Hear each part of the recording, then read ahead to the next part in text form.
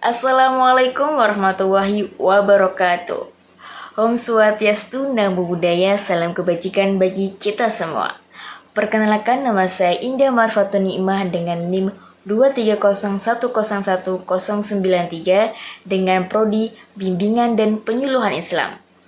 Nah, di video kali ini saya akan bahas tentang pertumbuhan dan perkembangan.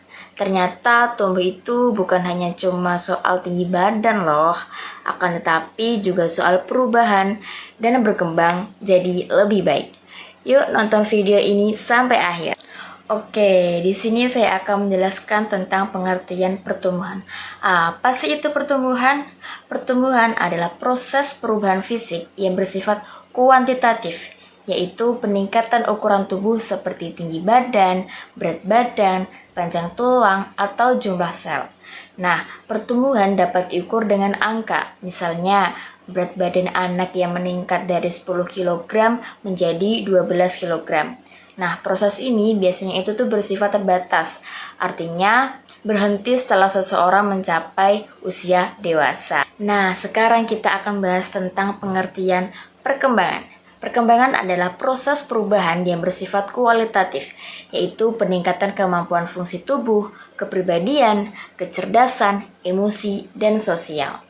Perkembangan tidak hanya dilihat dari besar tubuh, akan tetapi dari kematangan fungsi dan kemampuan individu dalam berinteraksi dan beradaptasi terhadap sosial. Nah, proses ini berlangsung dalam seumur hidup. Perbedaan pertumbuhan dan perkembangan.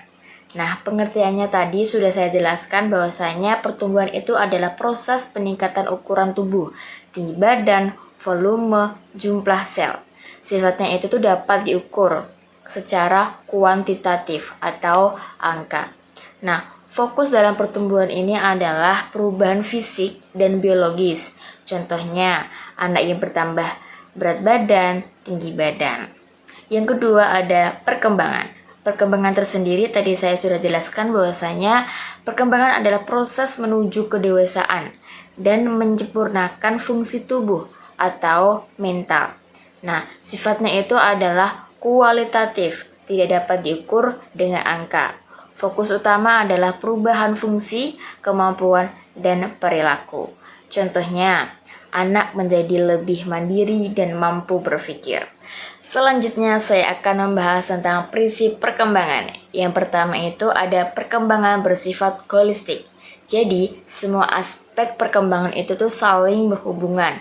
Contohnya, ketika anak belajar berbicara, perkembangan bahasa, ia juga melatih kemampuan berpikir dan berinteraksi dengan orang lain. Yang kedua itu ada perkembangan berkelanjutan, yaitu perkembangan manusia terjadi bertahap dan terus-menerus dari lahir sampai meninggal. Contohnya, seorang bayi yang belajar merangkak, lalu berjalan, kemudian berlari, semua terjadi secara berkesinambungan. Yang ketiga ada perkembangan dipengaruhi faktor genetik dan lingkungan. Nah, perkembangan seseorang dipengaruhi oleh bawaan, lahir atau genetik, dan juga pengalaman hidup atau lingkungan. Contohnya, anak dengan bakat musik dari orang tua, itu genetik, akan berkembang lebih baik bila mendapat latihan atau dukungan lingkungannya. Yang keempat ada perkembangan memiliki periode kritis, yaitu ada waktu tertentu yang sangat penting untuk perkembangan seseorang. Contohnya di usia 0-5 tahun adalah masa penting untuk perkembangan bahasa. Jika tidak distimulasi dengan baik akan bisa mengalami keterlambatan berbicara. Yang kelima ada perkembangan memiliki pola dan kecepatan yang berbeda. Setiap orang punya pola perkembangan yang sama, akan tetapi kecepatan atau caranya itu tuh berbeda. Contohnya, dua anak itu sama-sama belajar berjalan, tapi satu bisa berjalan di usia 10 bulan dan yang satu bisa berjalan di usia 13 bulan. Demikian yang sudah saya sampaikan pertumbuhan dan perkembangan. Setiap makhluk hidup akan tumbuh dan berkembang, bukan hanya secara fisik, tapi juga dalam pengetahuan dan pengalaman. Teruslah belajar dan bertumbuh menjadi pribadi yang lebih baik. Sekian dari saya. Wassalamualaikum warahmatullahi wabarakatuh.